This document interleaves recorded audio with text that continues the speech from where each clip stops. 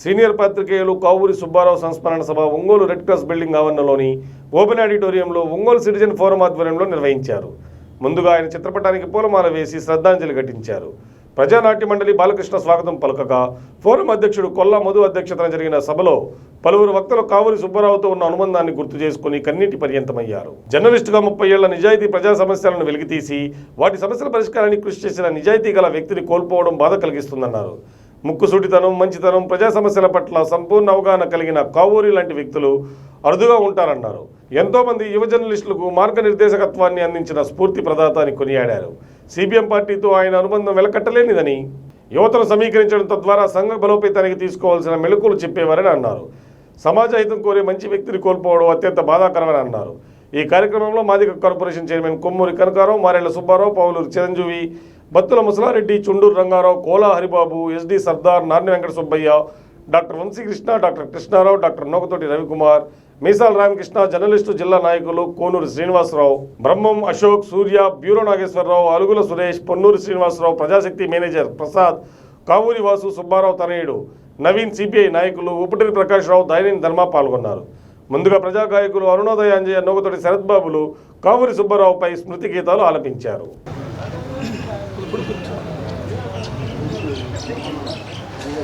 జోహార్ సుబ్బారావు అన్న, జోహార్ సుబ్బారావు అన్న, జోహార్ జోహార్ కావూరి వెంకట సుబ్బారావు గారు, జోహార్ కావూరి వెంకట సుబ్బారావు గారు, జోహార్ కావూరి వెంకట సుబ్బారావు గారు, జోహార్ కావూరి వెంకట సుబ్బారావు గారు,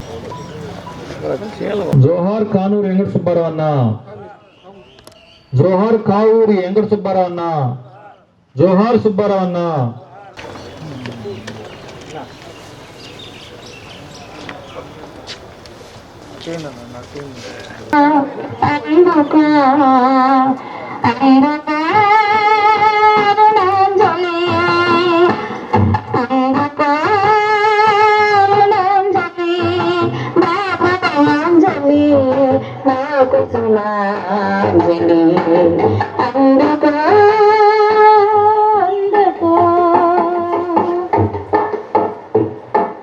నిజానికి మారు పేరుగా కదిలావు, నిజాయితీకి మరో పేరుగా ఎదిగావు, నిజానికి మారు పేరుగా కదిలావు, నిజాయితీకి మరో పేరుగా ఎదిగావు, నిర్భయమే ఆయుధంగా మలిగో అరుణాంజలి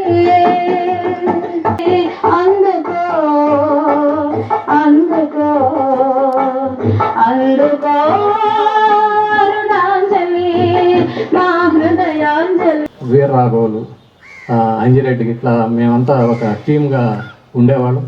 మమ్మల్ని కాలం సుబ్బారావు కూడా ఆయన ఇంకొక డివిజన్కి అధ్యక్షుడిగా ఉండేవాడు. మమ్మల్ని G8 అనే ఒక దీంతో పిలిచేవాడు అప్పట్లో యువజన సంఘం.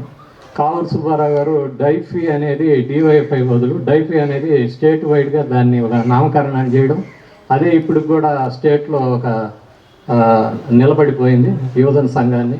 ఆయన చేసే కార్యక్రమాలు అంటే మేమంతా ముందు ఉండడానికి కారణం ఆయన వెనకుండి ప్రోత్సహించి ఏదన్నా ఒక సమస్యని ఏ విధంగా మనం దాన్ని ముందుకు తీసుకెళ్ళాలి ప్రజల్లోకి అనేది ఆయన బాగా తెలుసు.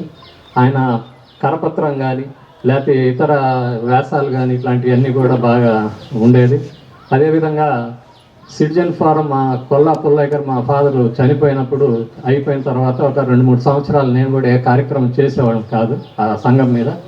టౌన్లో ఉన్న కొన్ని సమస్యల మీద అందరూ మీ ఫాదరు ఈ విధంగా యాక్టివిటీ చేస్తున్నాడు కాబట్టి దాన్ని కంటిన్యూ చేస్తే బాగుంటుందని ఒక ఉద్దేశంతో నన్ను అడగడంతో నేను సుబ్బారావుతో మారెళ్ల సుబ్బారావు అదేవిధంగా కావూరితో చర్చించిన తర్వాత మంచిదే అని చెప్పి దాన్ని చేయడం. నేను ఈ టౌన్లో ఉన్న కొన్ని సమస్యల మీద కార్యక్రమాలు తీసుకోవడం. ప్రధానంగా కావూరి సుబ్బారావు ఉండేవాడు. కారణం కొన్ని నాకు అసలుకి సమస్యలు ఏ విధంగా ప్రజలకి పెట్టాలనేది వాట్సాప్లో కానీ వాటిలో కొన్ని తెలిసేది కాదు. అది ఆయన నేర్పించిన తర్వాత దాన్ని కొంత నేను తీసుకొని ఇటు నగరంలో ఉన్న సమస్యల మీద పెడతా ఉన్నాం. ఇదే కాకుండా ఏదైనా కానీ ఎలాంటి కార్యక్రమాలైనా కానీ బాగా మంచి సలహాలు ఇచ్చారు. చాలామంది మిత్రులు ఉన్నారు. అయితే ఇక్కడ ప్రధాన సమస్య ఇదేంటంటే వేదిక మీద కొంతమందిని మాత్రమే కూర్చోబెట్టగలిగాము. మిగతా అంతా అందరూ దగ్గర వాళ్ళే కాబట్టి అర్థం చేసుకుంటారనే ఉద్దేశంతో తెలియజేస్తూ ముందుగా ఈ సభ జరుగుతుందని కల్లో కూడా ఊహించలేదు. మా అందరికీ మిత్రుడు, ఇప్పుడు అందరి పేరు చెప్పుకున్నాడు. 4 దశాబ్దాలు, ఒక 2-3 సంవత్సరాలు మినాయిస్తే దాదాపు 40 ఏళ్ళు ఇప్పుడు చెప్పిన బుజ్జి గారు చెప్పిన మేము అందరం కలిసి సిపిఎంలో డివైఎఫ్ఐలో పనిచేసాం. ఈ నగరంలో సమస్యల మీద నిరంతరం ప్రతి సమస్యను ఎదుర్కొని డివైఎఫ్ఐ ముందుండి పనిచేసేది. ఆనాడు ఆటల పోటీలు ఎక్కడో గ్రౌండ్లో జరుగుతూ ఉండేవి. సంక్రాంతికి అందరూ ఇళ్లలో ఉండి ఈ పోటీలు జరిగేవి కాదు. నగరాల నుంచి పల్లెల వరకు కూడా డివైఎఫ్ఐ ఆధ్వర్యంలో ఇళ్ల కాడే ఆటల పోటీ జరిపి ఆ ప్రాంతంలో మామూలు జనాన్ని ఆటల పోటీలు పెట్టింది డివైఎఫ్ఐ. అటువంటి డివైఎఫ్ఐ ఆటల పోటీ జరిగేటప్పుడు ప్రతి సంవత్సరం కావూరు సుబ్బారావు గారు సంక్రాంతి పండుగ వచ్చినప్పుడు ఆ 3 రోజులు ఇక్కడే ఉండి అన్ని ఆటల పోటీలు పరీక్షించేవాడు. మేము 1 రోజు 2 రోజులు ఉండి అత్తగారి ఇళ్ళకి వెళ్ళేవాడు. ఆయన ఏమాత్రం పార్టీ డివైఎఫ్ఐ చెప్పిన కొన్ని నిబంధనల ప్రకారం సంక్రాంతి వచ్చినా కూడా ఇక్కడే ఉండి అన్ని రకాల ఆటల పోటీ నిర్వహణలో ఆయన సహకరించేవాడు. ఆ రోజుల్లోనే ఈ చదువులు పనికిరావు నాకు వద్దని చెప్పి 10వ తరగతి సర్టిఫికేట్ కూడా ఆయన చించేసి ఆ చదువులు నేను చదవను, ఈ సమాజానికి ఉపయోగపడే చదువులు కాదు, ఈ సమాజం బాగుపడడానికి వేరే మార్గం ఉంది, నేను ఆ మార్గంలో పనిచేస్తానని చెప్పడం జరిగింది. ఆ రోజు నుంచి ఈ రోజు వరకు కూడా ఆయన నమ్ముకున్న సిద్ధాంతానికి కట్టుబడి పనిచేస్తూ ఉన్నాడు. ఆయన నచ్చనిపోతే స్పష్టంగా ముఖాన్ని చెప్పే స్వభావం. ఆయన గురించి తెలిసిన వాళ్ళు ఆయన స్నేహాన్ని వదలరు. ఎక్కడైతే కోపం ఉంటుందో అక్కడ విలువలు ఉంటాయి, అక్కడ నిజాయితీ ఉంటుంది, అక్కడ మంచి మనిషి ఉంటాడు, అక్కడ మనసు ఉంటుంది. అటువంటి మనసున్న మనిషి మన కావూరు సుబ్బారావు గారు. కావూరు సుబ్బారావు గారు మా గురువు గారు, మా ఊరు. ఈరోజు నేను ఈ స్థాయిలో ఉన్నానంటే నా ప్రయాణం మొత్తం ఉద్యమాల ప్రయాణంలో నాకు మొట్టమొదటి ఉద్యమ భావాన్ని నేర్పి నూరు పోసింది కూడా ఆయనే. ఆయన చదువుకొని ఇంటికి వచ్చినప్పుడు ఖాళీగా ఉన్నప్పుడు కావూరు వెంకట సుబ్బారావు గారు, తర్వాత ఉప్పల అంకిరెడ్డి అని చెప్పేసి వీళ్ళు ట్యూషన్ పెట్టారు. నేను అప్పుడు 5వ తరగతి ఆ ప్రాంతంలో ఉన్నప్పుడు ఆ ట్యూషన్కి వెళ్ళినప్పుడు వాళ్ళు మాకు డార్విన్ పరిణామవాదం అనే పుస్తకాలు, కార్ల్ మార్క్స్ పుస్తకాలు, లెనిన్ అని చెప్పేసి పుస్తకాలు ఇస్తూ ఉంటే మాకు ఇచ్చి చదువుకుండా చెప్పించేవాళ్ళు. ఆ భాష మాకు అర్థమైంది కాదు. మేడే వస్తే మా చేత అప్పుడు టెలిఫోన్ స్తంభాలు ఉండేవి.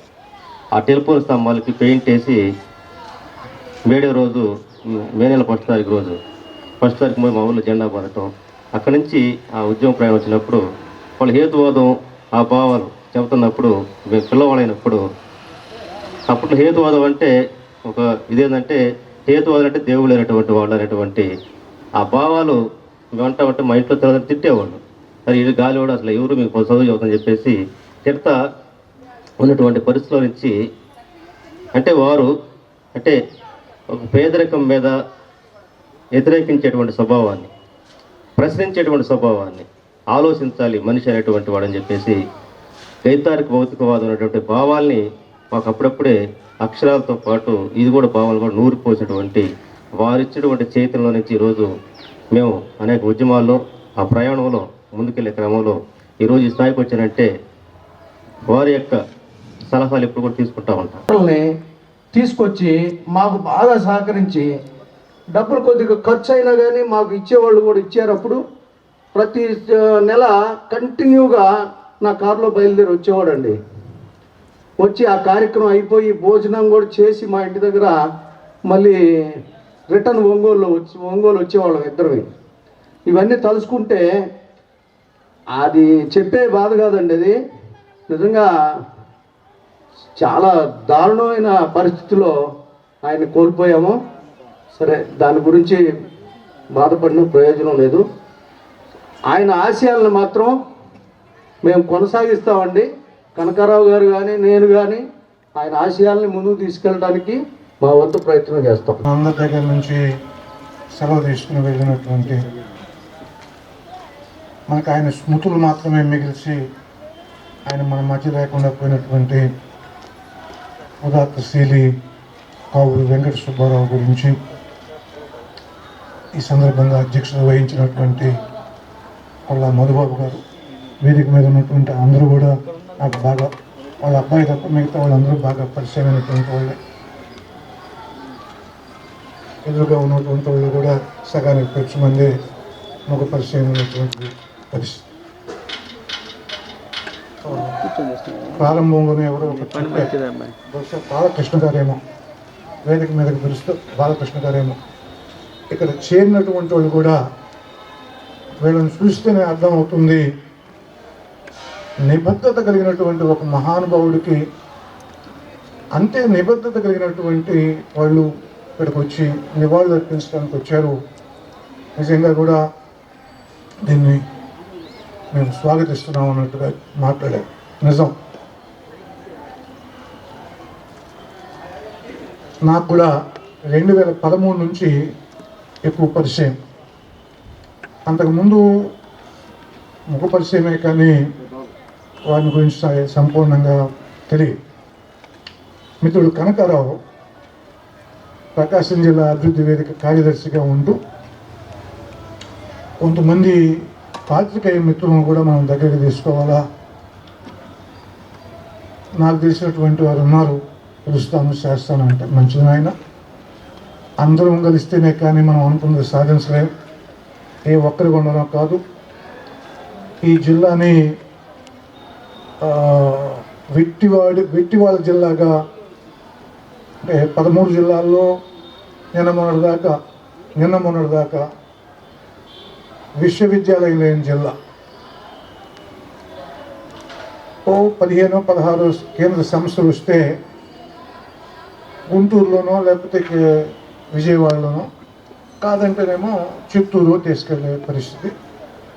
అడగకుండా కర్నూలుకు ఒకటి, ఒక 2-3 ఏమో అనంతపురానికి, అటేమో అతి తక్కువ వయసులోనే 57 సంవత్సరాలు అంటే చిన్న వయసు కాకేముంది. నాకైతే 67 నికరంగా నిండి 68లో 2-3 నెలలుగా కాలం కలిసింది. మరి 57 సంవత్సరాల కాలంలోనే ఆయన 100 సంవత్సరాలు జీవించిన వ్యక్తి కన్నా కూడా మంచి విలువలున్న మనిషిని సమాజం చేత, మనందరి చేత అనిపించుకునేటువంటి వ్యక్తి ఇంకా కొన్నాళ్ళు ఉంటే, సహజ మరణం వచ్చేదాకా ఉంటే ఇంకా కొన్ని మేళ్ళు సమాజానికి జరిగేదని నేను మనసా వాచ కర్మేణ భావిస్తూ ఉన్నాను. అలాంటి వాళ్ళు అవసరం ఉంది ఈ సమాజానికి. ఈ సమాజం అనేటటువంటి దానికోసము ముందు మేలు చేయాలి, సమాజానికి మేలు చేయాలనేటువంటి ఒక తపన కావాలి. ఆ తర్వాత దాని మీద ఎందుకు మేలు చేయాలనేటటువంటి దానికి సిద్ధాంత బలం కూడా జోడింపబడితే ఇంకా మేలు జరుగుతుంది. ఎవరు ఏ అభిప్రాయాలు వెలుగుస్తూ ఉన్నారు, మొత్తం మీద మనం ఏకాభిప్రాయానికి రాగలుగుతా ఉన్నామా, ఏ అంశాల మీద ఏకాభిప్రాయానికి వస్తున్నామా అనేటువంటి దాన్ని ఆయన కంపేర్ చేసినటువంటి నాకు బాగా జ్ఞాపకం. ఆ తర్వాత వాళ్ళ అమ్మాయి చిత్రలేఖనంలో ప్రావీణ్యం సంపాదించుంటే హోటల్లో కార్యక్రమం పెట్టి కూడా నన్ను పిలిచారు. అయితే ఇంకా ఎక్కువ సందర్భాల్లో వారి సేవలను వినియోగించుకుంటానంటే నేను కొన్ని పర్యాయాలు పిలిస్తే నేను హైదరాబాద్లో ఉన్నాను.